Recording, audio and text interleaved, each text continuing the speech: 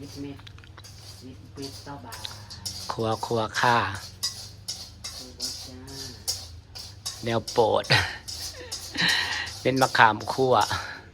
นี่แหละอาหารเม็ดฉันพูดให้เธอกินนี่แหละคืออาหารเม็ด แหม ฉันจะกิน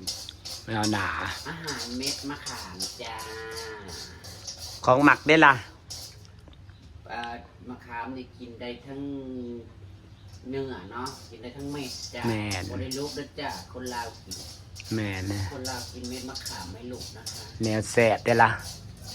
ได้ทั้งเม็ดนะคะมันกินได้ยังไง กินได้จังไดเคี่ยวได้จังไดวะแข็งๆเลยแบบเมื่อก่อน เอาให้มะขามหวานมันจะอ่อนได้ ไปแล้วมันแก่กินเข้าไปได้ยังไงอ่ะผักแกวะแข็งก็ตายหา อมไว้ให้ฉันอยู่ตอนจะเรียกกรุงเทพนั่นเขาสิมีขายตลอดเลยเด้อมไว้มันแข็งก็ได้ เอาละอันนี้ผูกขีดินยังไงกุ้งๆขีดินยังไงกุ้ง เป็นอ้วนเนาะ ๆอย่าป้ายังมาส่งกันลูกค้าเขา มาส่งยัง มาส่งลูกค้ากันยังวะ ดีตายแถบริการส่งทุกที่ ไปเห็ดแล้วกลับมาส่งก็ดีแท้ รถทัวร์ โอ้ล่ะมึงโคตรอะไรมึงไม่รักแหวกตายรถจิ๊บ มาส่งก่อนนะ ไม่ตื่นเลิศหนักดู ไปแล้วล่ะได้เลยนะ อีกเล็กหน่อย มากินสัญญา มาเจอเลยเฮ้ยเมื่อไหร่กันกัน ได้ดีบ่อยผมนะ ก็ได้อยู่เฮ้ยก็ได้เฮ็ดอยู่บอกก กล้ ล้ว วย เอฟดีสิช่างพัทยาส่งบ่คะ ส่งค่ะ ส่งเหรอ ส่ง มาสั่งหาแล้ว อืม พัทยานะ ค่ะส่งยังไงล่ะก็ไปใส่แฟกไป อ้าวเจ้าก็ไปให้เสียผ่านมา ส่งยังกล้วยทอด กิโลล่ะ จักแล้วเธอกระทับเดี๋ยวจะเสียเฟซแล้วให้เธอกระทับว่าไป ไม่รู้กี่วันจะถึง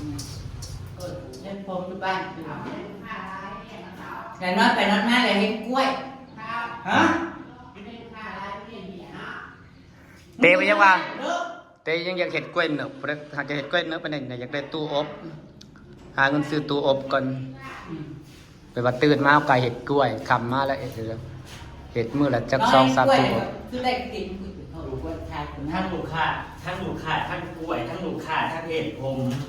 พอแล้วนี่ก็อยู่ได้แล้วบ่ต้องแล่นไปใส่ว่าเจ้าของเนาะ โพยมาตอนไปจะเริ่มจ้าง ยังมาดอกมาหางูหาฟูส่วนไงว่าเป็นสิออกมาจากได้เอง เฮาน่าจะเห็ดกล้วยเนบเฮาอยากได้ตู้อบจะหาเงินซื้อตู้อบก่อน กล้วยมัน กล้วยเนบกล้วยอบไปทันเด้ค่อยจะกล้วยเบ็ดแตกมันนะ ที่เฮาให้เบิ่งมื้อนั้นเด้จะเฮ็ดแบบนั้นนะ มันยากเขาบอกว่าเฮ้ยดู ไปกินกล้วยถูกแล้วเขา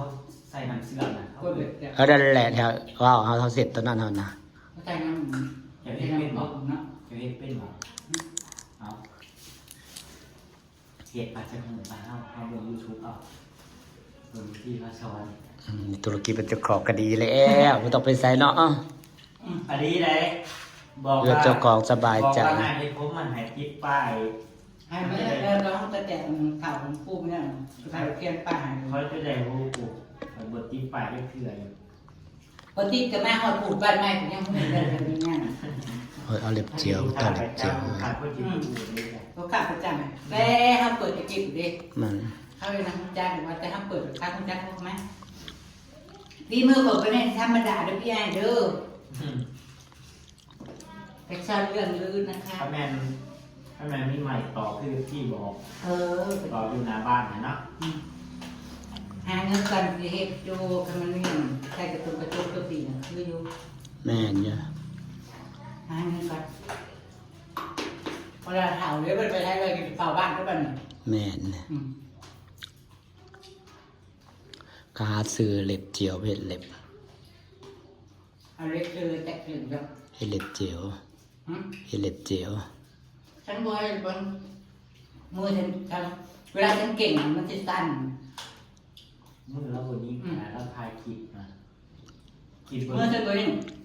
แต่เกิดไฟช็อตมัน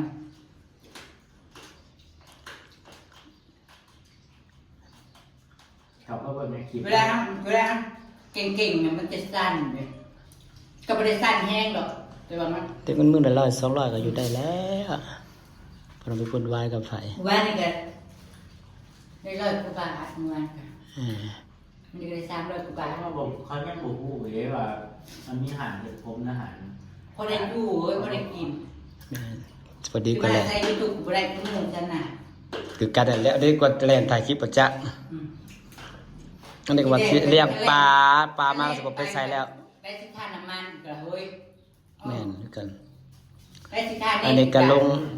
ออก เดี๋ยวนี่แหละก็เดือนนี่แหละสิลงปลาแล้วเราก็สิว่าสิเฮ็ดกล้วยหนึกก็สิบ่ไปใส่ จากอยู่บ้านดีกว่าไปอยู่บ้านก็มื้อมีถ้าก็ได้มื้อบ่มีถ้าก็นั่งไป แม่น ครับพยายามรีวิวเปิดแกะเองนั่นแหละเปิดแกะของเปิดต่อก ล้วยฉาบ อาทิตย์หนึงลูกค้าเฮ็ดผมบอกมีบอกไหม พอได้ใส่อยู่แล้วนะบ่ดีพันหลา เขาไปแกะแล้ว200 หึ 200เอาไปแกะแล้ว แจกแล้วเดี๋ยวเล่นวัน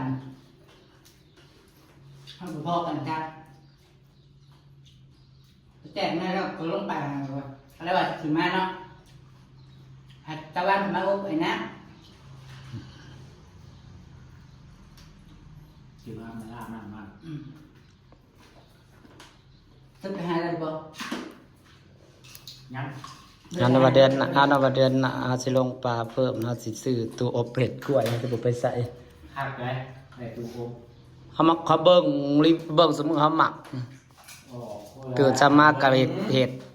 โลกตุ้นตายจะกับวันนั้นดอกฉันบ่มีเงินโลกตุ้นหลายวันนั้นอันนี้จะอาศัยว่ามันมีแต่ของเก่าจังเลยเฮ้ย อ๋อ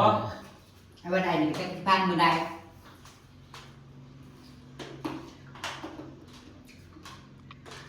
ได้หรือเปล่า จังแล้เขาไปยังไงถึงตายจะปีละเลิก ขาวพุ่นเนาะแต่ขาว 2007 2008 แหม่นะ ฉันไปเรียน2008เปลี่ยนเปิดครัวมิตรภาพไทยรัฐมุกดาหาร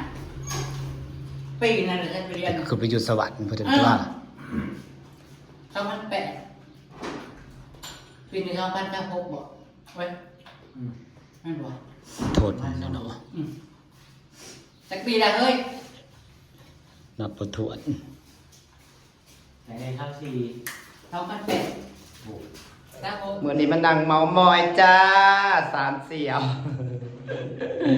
สิฝากบรรยากาศสุดที่แหละจ้าพี่น้องบ่มีหยังเฮ็ดก็นั่งยำในมะขามเมามอยกันจ้า ถึงบรรจัย ตลอดลาบ่ได้มาปลาเผาดีจ้า งานกินแต่ โอเคกินเพื่อจะได้รสจ้า สวัสดี